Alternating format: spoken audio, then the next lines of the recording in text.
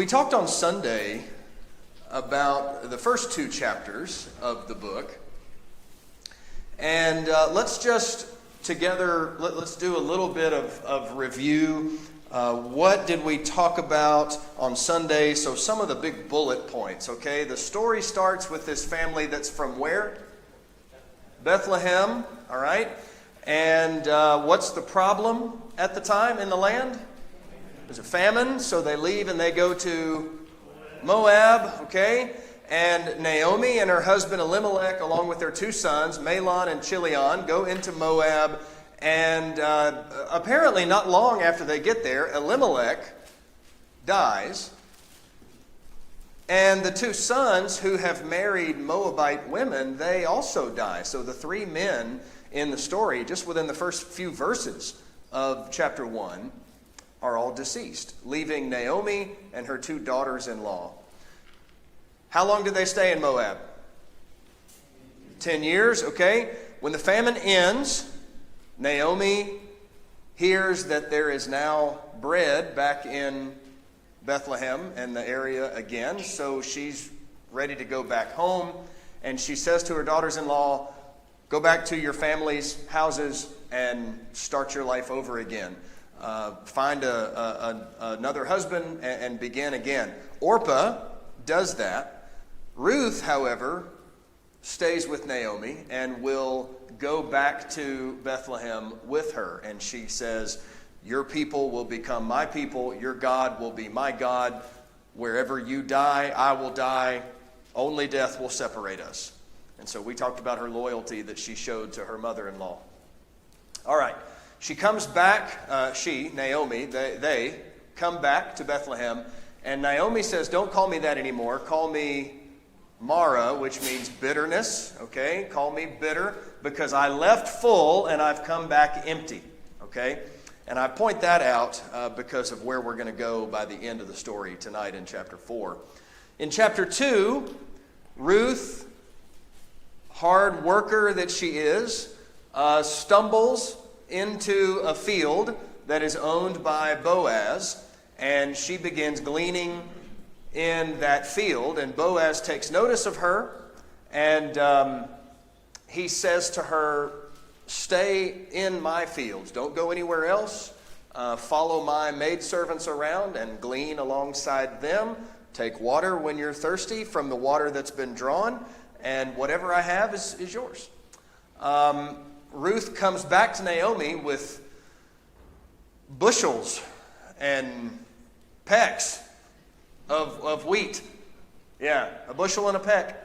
And Naomi takes notice of this. Says, wow, you've done really well. Where did you go? Whose field did you find? And who is it that's taken such notice of you? And well, it was Boaz. And Naomi says, he is a relative of my late husband, Elimelech. All right. So that brings us to where we are tonight. Now, obviously there's a lot of details we glossed over. Some of those we talked about on Sunday. Some of them we did not. Lance, what you got? I know you just started. I don't want to cut you off already.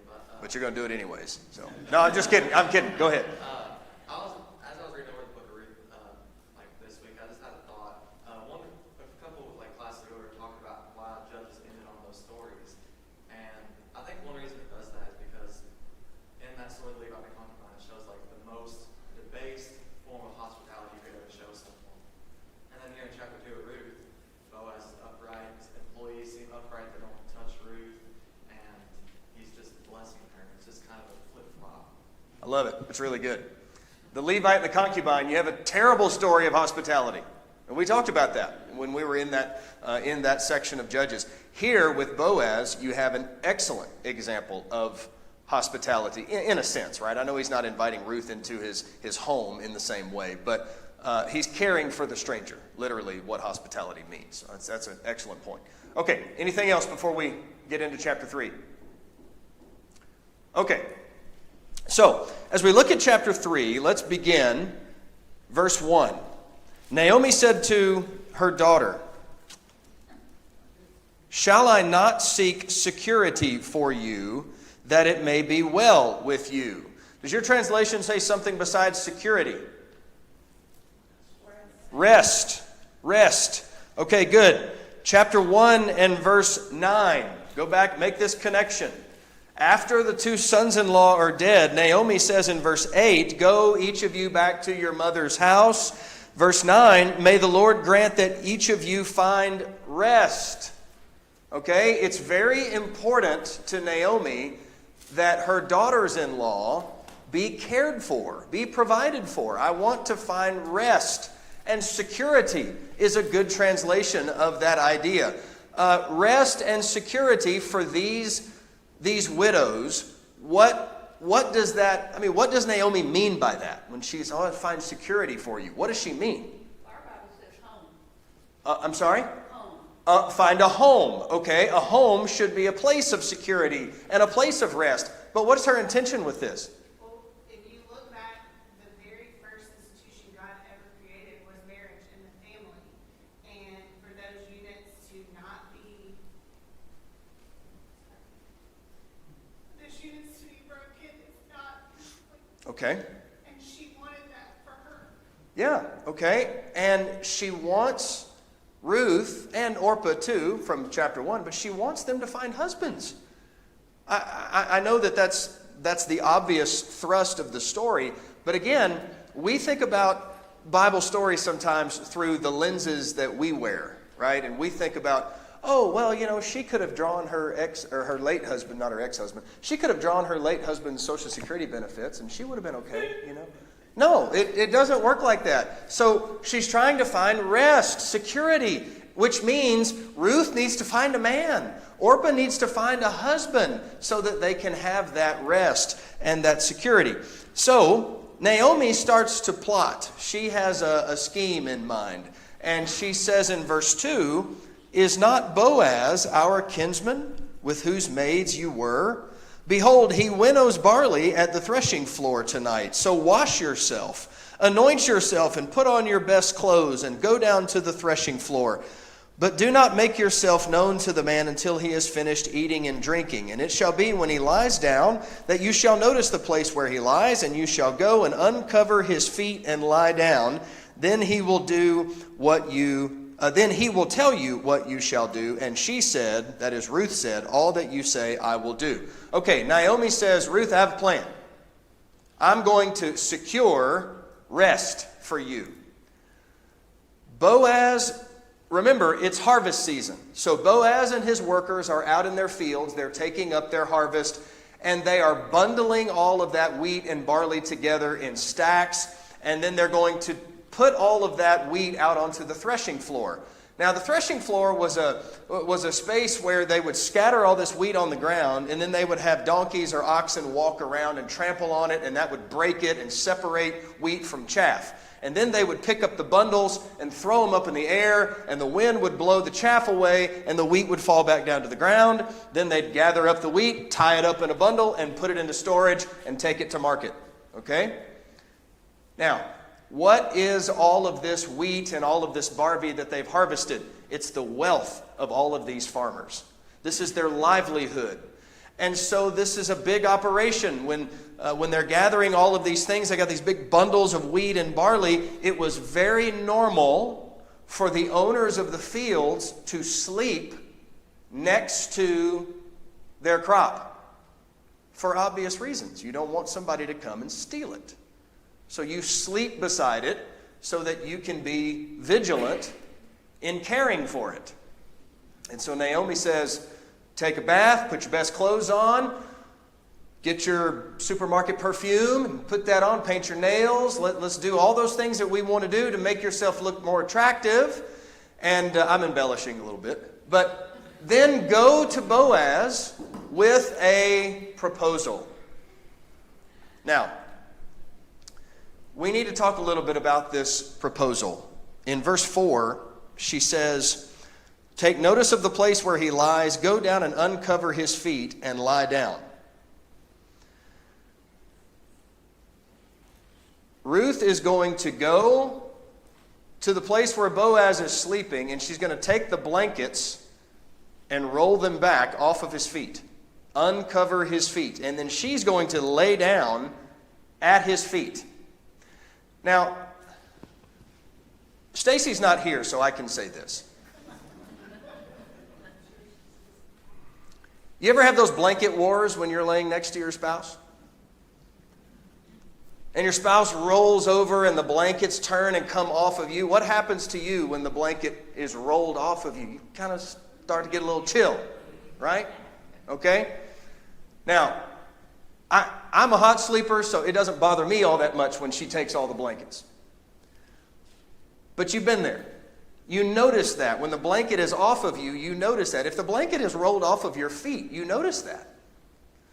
And so Boaz is going to wake up in the night and he's going, oh man, maybe his feet are cold. But he's going to notice and he's going to wake up and look down and there's going to be a woman lying down at his feet. Now, that would make me shoot up out of bed. I mean, sometimes when it's just the dog laying at my feet, I shoot up out of bed. This seems strange to us. I get that. But this was not strange to them.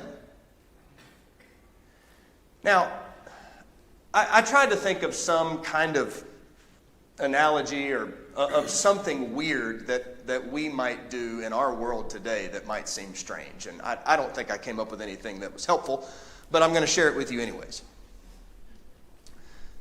What's happening here is not a bizarre thing in their world. It is kind of bizarre for us. Okay, again, we've got 21st century American lenses on, okay? But if somebody was to, let's say, okay, Ben, you've got this pretty girl you want to propose to. So, what we think of is, okay, you go get the ring and you get down on one knee and you pop the question. That's our custom, okay? But what if it was something bizarre? Okay, Ben, you want to propose to this girl. Here's what you need to do. I want you to go into your closet and pick out one of your nice dress shirts and take it to her and then just throw it on the ground at her feet. And then she'll know that you're proposing. No, that's not one of our customs. That's a bizarre thing. This is not bizarre. Boaz knew exactly what this meant. Okay? So this is not Naomi coming up with some weird plot that nobody's going to understand. That's implied when she says, Boaz will tell you what to do. When he wakes up and he sees you, he will then tell you what to do. Obviously, because he knows what this means. He knows this custom. Now, there's a lot of commentators who, I think, very incorrectly say that what happens here is a sexual advance on the part of Ruth. She's dressing up in her really nice clothes and she goes to Boaz at night. And she goes before Boaz dressed really nice and she's taken her bath and she's presenting herself in the best way. And she goes to the place where he's sleeping and she takes his blankets off and she lays down next to him. Oh, this is her way of seducing Boaz. It's amazing to me how many commentators take this story and turn it sexual. There is nothing at all in the text that warrants that interpretation, period. The whole book is about righteous, godly people living in a time of godlessness.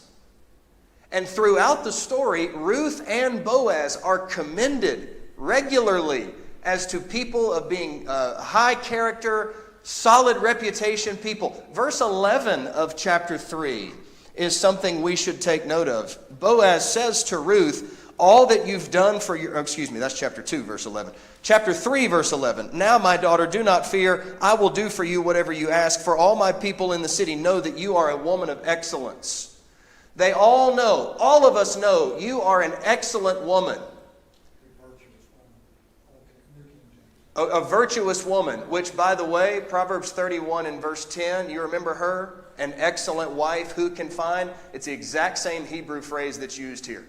Boaz uses the exact same expression to talk about Ruth. This is not about sexual, sensual kind of interaction, okay? All right, I've got Wayne and then Sandy.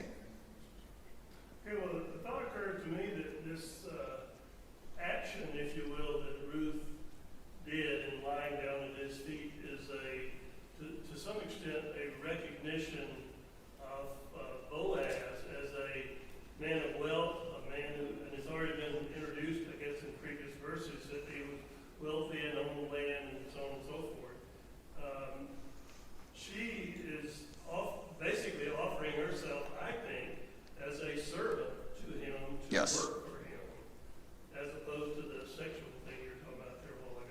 Yes. He is Okay. going to tell her what to do, you know. What that says is he's going to tell her what work he needs her to do, to me. But just a thought. Okay. I like the idea that you said at the beginning that, this is a sign of humility on her part, that she's putting herself at his feet, meaning beneath him, right? Not in a demeaning kind of a way, but in a way that says, I recognize and respect you, and people admire you, and you have a great reputation. We sometimes talk about this. When the gospel preacher comes for a gospel meeting, and the brother gets up to lead the opening prayer, and he says, oh, please bless brother so-and-so who's here to preach, and bless us as we listen while we sit at his feet. What do we mean by that? I mean, we're not actually sitting at his feet, literally. I mean, I know Ruth is, but when we say that, we're saying what this man is doing is something that's to be honored, and we recognize that what he is doing is something that's to be respected. He's proclaiming the truth of God that we revere, and so we are placing ourselves underneath this man so that we might listen to what he has to say, right? And learn what to do. Yeah, as Boaz said to Ruth. So there is a sense in which putting yourself at someone's feet is a way of saying, I am placing myself underneath you. It's a humble petition. Okay, good. Sandy? Which is why I was going to point out is subjection. Just like Yeah. she put herself in subjection to her mother-in-law. She is continually, not only, but in doing that, she's also doing what can help both her and her mother-in-law. They need to get situated. Yes. And so she is following Naomi. Naomi is looking after her. Through subjection to them both, she is following the will of those that can protect and help her. And provide that rest that Naomi is searching for. Good. Okay, Jake? Quick New Testament reference, Ephesians 1:22, God has placed all things at Christ's feet and appointed him head over his church. Yeah, good. Right. Position. Yeah. Okay, good. Mary Gail? I want to make the comment that she's a Moabite, and with them giving those accolades to her was pretty resounding as to her character. Yes. This is not a Jewish woman that should have been expected to know the law and all of the things that it teaches, and yet she has all of that anyway. She has this great character and reputation. Yes? I think just her laying at his feet just shows Naomi already knew what position to put Ruth in or what to do, but she didn't know. But then it also shows you how he was protected when he told her, when you rise up, go before anybody will recognize you. So that shows how he was also protecting her and her reputation, so it wouldn't be a street. Yes, good. Yeah, that's another excellent point. The comment was in verse 14. 14.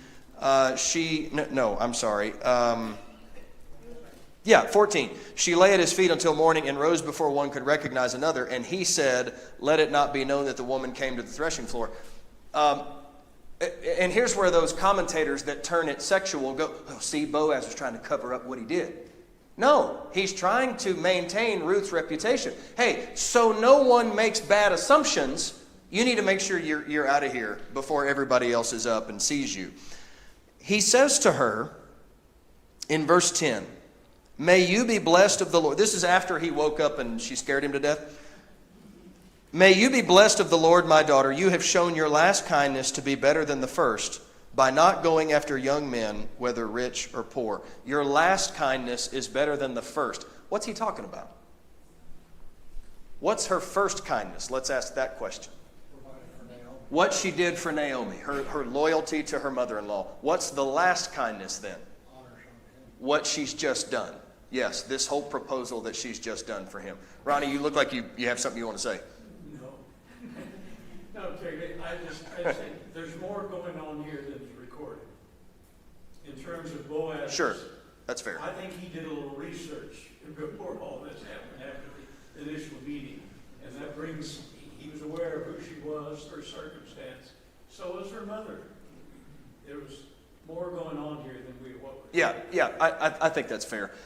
You mentioned the research. He does, at the beginning, he asks, hey, who is this woman out in the field, right? And that's the beginnings of that research. Okay, good. All right. So, this concept of verse 2 is what Naomi brings up, is not Boaz our kinsman. This concept of the kinsman-redeemer is something that we've talked about before. You can read about this in the law of Moses, and I think we're pretty familiar with this, so I don't want to spend a whole lot of time talking about it. I do encourage you to look in the Lamp to My Feet book, the last, maybe page 126, 127, somewhere in there. There's several paragraphs about this and what all is going on and everything the law of Moses has to say about it. But Boaz is a near relative, and it was the responsibility of relatives to marry a widow so that children could be raised up in the name of the deceased man, so that his land and homes and possessions would not be lost to others. Keep it all in the family is the idea. So Elimelech has died. If Elimelech has a brother, it's the brother's responsibility to marry the wife, marry his widow, and take up that estate. Well, if there's not a brother, then it goes to an uncle. And if there's not an uncle, it goes to cousins, I think. And then after that, it just goes to somebody who's in the same clan. And okay, but the idea is, let's keep it in the family. Keep the estate, keep the possessions. Raise up children to continue and perpetuate the family, okay? So that's what's going on here. And Naomi has understood this. Back in chapter 2, when Ruth came back and said, I went into the field of a man named Boaz, Naomi said, hey, that's a relative of my late husband. She's been, to Ronnie's point, she's been planning this out a little bit. She's been thinking about this. Now, when Ruth presents this to Boaz, he knows she is seeking marriage. And he knows from what he has seen of her already, this is the kind of woman that he would love to be married to. She's out working. She's shown this loyalty to her mother-in-law. She is a woman of great character and reputation. This is a very attractive woman. Like Boaz is attracted to her in many ways. And so he's been thinking about this too. And so he understands what Ruth wants, and he's ready to act on it, but there's another relative closer than he to the situation. Boaz, being the conscientious, godly man that he is, we need to make sure that this other man has the opportunity first. That's what the law demands. We need to do that first, and let's see if he is interested. So, chapter 3, look at verse 16. When Ruth came to her mother-in-law, she said, how did it go, my daughter? And she told her all that the man had done for her. She said, these 6 measures of barley he gave to me, for he said, do not go to your mother-in-law empty-handed. Then she said, wait, my daughter, until you know how the matter turns out, for the man will not rest until he has settled it today.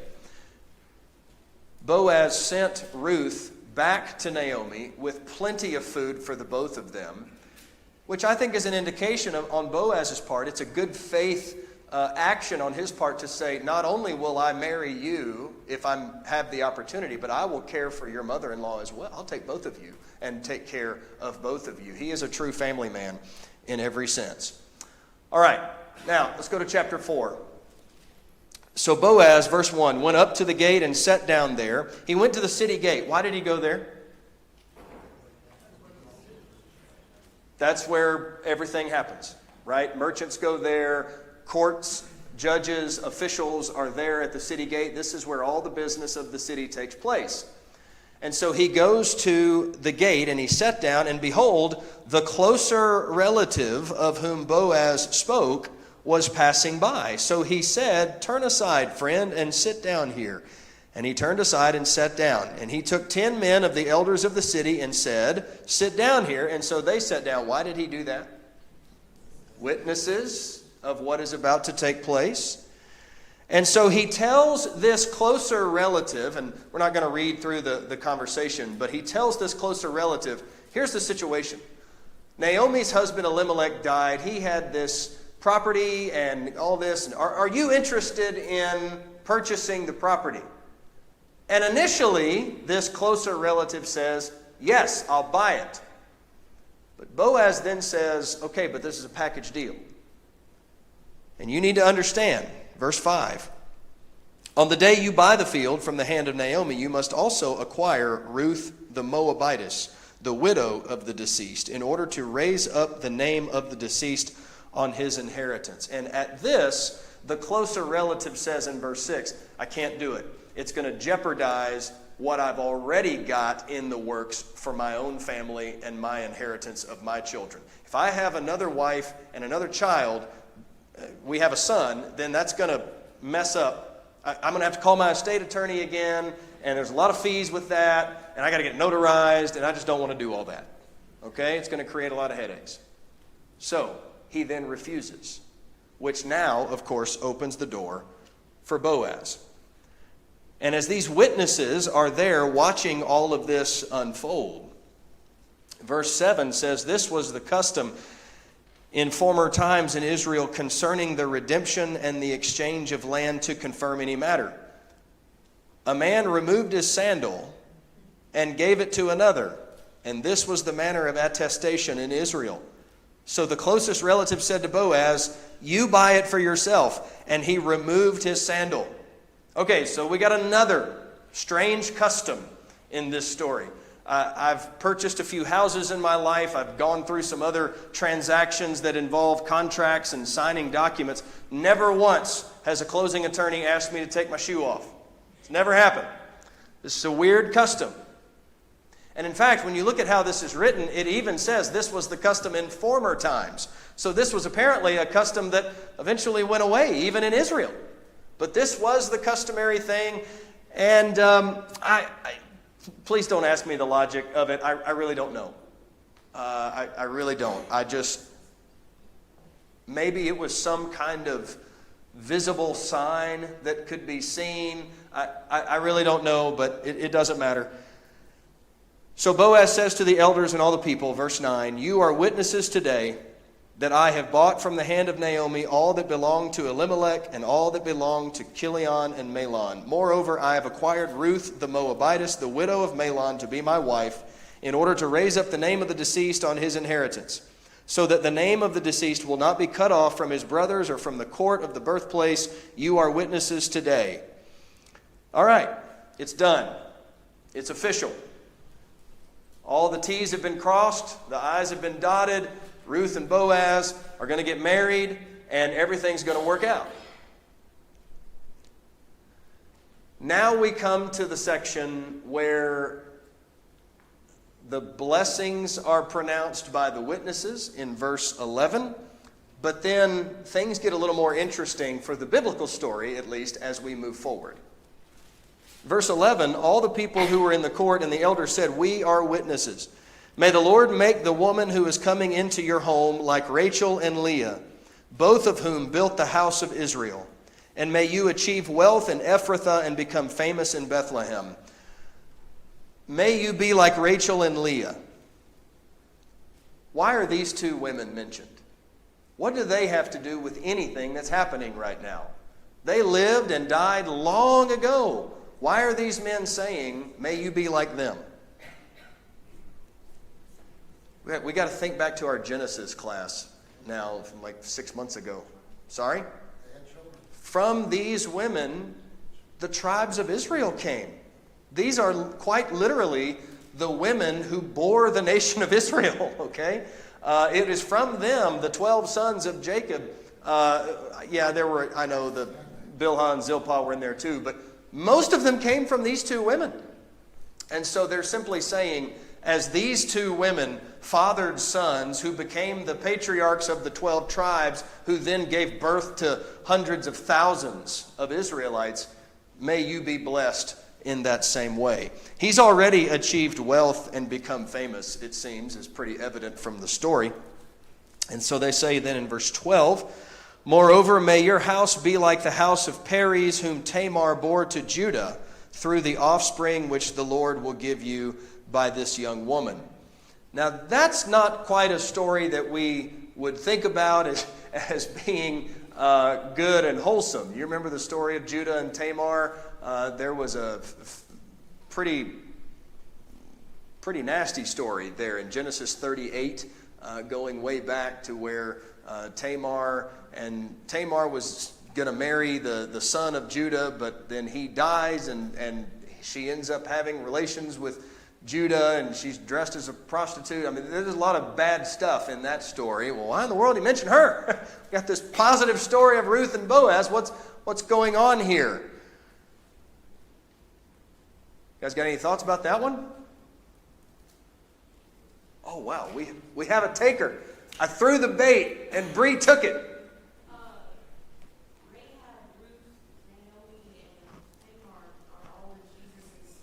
Yeah, that's good. So is Bathsheba, so I think that's significant in itself.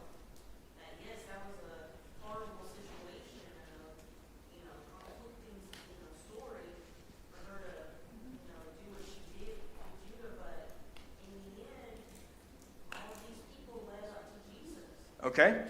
All right. And as we've said before, God has a way of taking bad circumstances, bad stories, and yet bringing something beautiful out of those. He does that many, many times in Scripture, and He's done that in our lives too. That's a wonderful thing. David. He talks about the nation of Leah, who built up the house of Israel. And he talks about a descendant of Judah. That's in a sense a foreshadowing of another descendant. That would be different from Israel. But of course, the Lord himself coming out of Judah. Yeah, okay, good. Yeah, good. All right, so verse 13. Boaz took Ruth, she became his wife. The Lord enabled her to conceive. She gave birth to a son. The women said, verse 14, blessed is the Lord who's not left you, so this to Naomi, without a redeemer today, and may his name become famous in Israel. May he also be to you a restorer of life and a sustainer of your old age. For your daughter-in-law, who loves you and is better to you than 7 sons, has given birth to him. Naomi left Bethlehem, went to Moab, stayed 10 years, lost all the men in her life, came back. She said, I left full and I came back empty. And we made this comment on Sunday. Was she actually empty? No, she had Ruth. I understand why she was saying that. But what is the assessment of the people? Did Naomi really come back empty? No. She had Ruth, who is better than 7 sons. What a blessing to have Ruth in your life, Naomi. She has been so good to you. You did not return here empty in actuality. I understand why she says that. But Ruth proves to be this wonderful blessing to her. And now that blessing has given rise to more blessings. God has been overseeing all of this. He has made it so that Ruth gets connected to Boaz and that everything works out. And this whole concept of a kinsman-redeemer, it was put into the law of Moses. And that was a provision that God put into the law of Moses, not just for this one story of Ruth and Boaz, but it was intended to be a blessing to anybody who needed to utilize it. And here's an example of people who utilized it, and God provided for them in this way. There's so many ways that God's hand is seen in this great story. So Naomi, verse 16, took the child, laid him in her lap, and became his nurse or his caregiver. And neighbor women gave him a name, saying, a son has been born to Naomi. So they named him Obed. He is the father of Jesse, the father of David. And then in verses 18 through 22, you can trace the generations leading up to King David and how all of this worked out in the hand of God. Okay.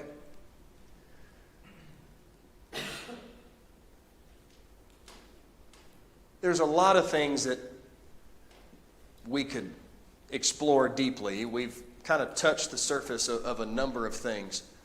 But I want to do this for the rest of our time. What qualities do you see in Boaz and in Ruth that are qualities that husbands or prospective husbands should possess? What qualities do you see in Ruth that wives and prospective wives should possess? So let's start with Ruth. If you're a married woman, what does Ruth teach you? If you're a single woman who one day hopes to be married, what does Ruth teach you? If you're a single woman who doesn't care anything about marriage, you can still learn some things from Ruth. What do you see? And you don't have to be a woman to answer the question, by the way. All right, come on. We don't have much time. So what do you got? Humility. What else? Loyalty and kindness. What else? Submission. Okay. Virtue. Okay. What else? Hardworking. All right. Lots of things we could say about Ruth. Any other ones? Selflessness. I'm sorry? Loving care. Okay, good. Oh, I like that. Teachable. What does Naomi tell her to do? She's, whatever you say, I'll do it, she says. David? Again, looking at the culture, in that day and time to say that Ruth as a daughter-in-law was worth more than 7 sons is an incredible... Yeah, that's right. Yeah. And that's probably just like a figurative expression, right? But the point being, she's a treasure. Yes, absolutely. All right. There was one more over here, I thought. She was a good listener. Okay, good. All right, let's talk about Boaz. And you don't have to be a man to answer. Generous. Protector. Honorable. Okay. Leader. Good. Decisive. Okay. Okay, yes. Knowledgeable. What was that one? There was one more. Okay, all right. Yeah, wealthy's always nice, yeah. Okay. Man of integrity. Okay. I'm pointing this out. Oh, Lance, give us the last one. Courageous. It took courage to marry a Canaanite woman that day. He went before everyone and said, I'm going to claim this land and the Lord. Okay, this is good. And this is a point, I didn't mention this point on Sunday, but I'm glad you brought this up. You remember on Sunday I talked about how there are some who say, well, I can tell you why Elimelech died and why the sons died. It's because they shouldn't have gone to Moab in the first place, and that was God punishing them for abandoning Judah. Okay, I said to you on Sunday, I think that's worth considering, but I'm not certain that we should plant our flag there. Okay? All right. Lance's point that he just brought up is something that makes me think, I'm not so sure that's right. God clearly orchestrates this marriage between a Jew and a Moabite woman. And so I'm not so sure that in chapter 1 we should say, well, God killed these men because they married Moabite women, and then let me go ahead and orchestrate this elaborate tapestry bringing together a Moabite woman to a Jewish man. That gives me big concern. Ronnie? I think it's interesting that after studying the book of Judges, there's tacked on to the end of that this little 4-chapter book that kind of clears up our head of all the corruption and evil that we've done. Yes. A great feeling for godliness and righteousness. Okay. People working holy and holy ways before. That's right. And isn't it interesting how God works? God's hand is involved in the book of Ruth over and over and over again, as it always is. We just need to stop and look at it and think about it for ourselves in our own lives. Good. And this is really the reason I wanted to talk about the qualities of Ruth and Boaz as a woman and as a man. To say, remember the setting of the story. We've read so many stories in the book of Judges where God's people do the most depraved things imaginable.